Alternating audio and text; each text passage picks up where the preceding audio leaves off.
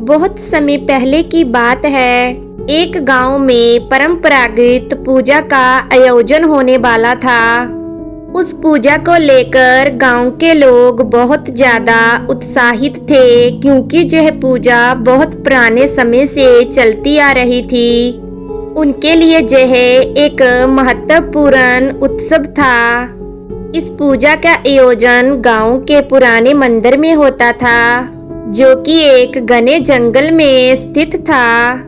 पूजा के दिन लोग मंदिर आए और बहुत प्रकार के फूलों और धूपों से पूजा का आयोजन किया। वहाँ एक साधु जी भी उपस्थित थे, जिनका नाम गौतम था। वह महात्मा बुद्ध के शिष्य थे। वह पूजा के बारे में बहुत ज्ञानी थे। सभी लोग उस साधु जी के पास गए और उनसे प्रेरणादायक शब्द सुनने की उम्मीद करने लगे। तब गौतम साधु ने एक कथा सुनाई।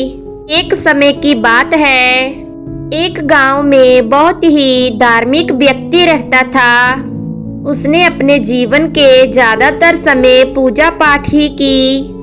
वह लोगों के साथ बहुत ही श्रद्धालु व्यवहार करता था, लेकिन वह हमेशा दुखी और चिंतित ही रहता था। साधु की यह बात सुनकर सभी लोग चौंक गए और उन्होंने साधु से पूछा कि स्वामी जी, ऐसा क्यों होता है? इस व्यक्ति ने तो बहुत ज्यादा पूजा की है और धार्मिक कर्मों में श्रद्धा रखता है, फिर भी वह दुखी क्यों है? गौतम साधु ने प्रसन्नता के साथ कहा, उसके दुख का कारण उसका लगाव है।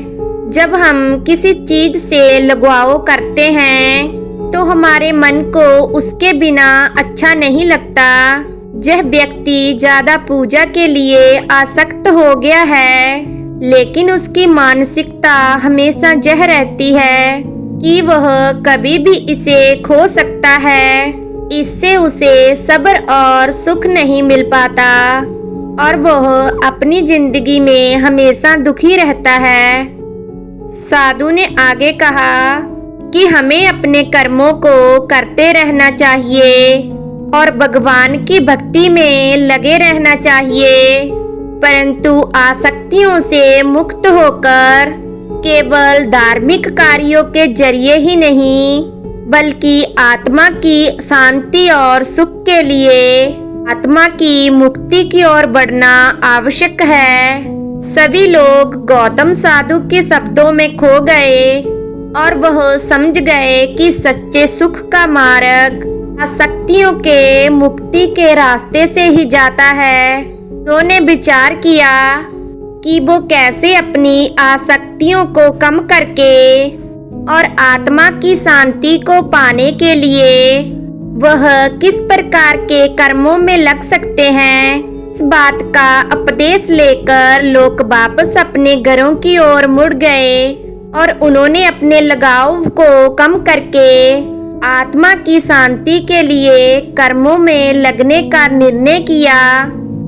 उन्होंने समझ लिया कि सच्चे सुख का रहस्य गांव से मुक्ति में ही छुपा है और यह अपने जीवन को खुशियों से भर देने के लिए सही मार्ग है।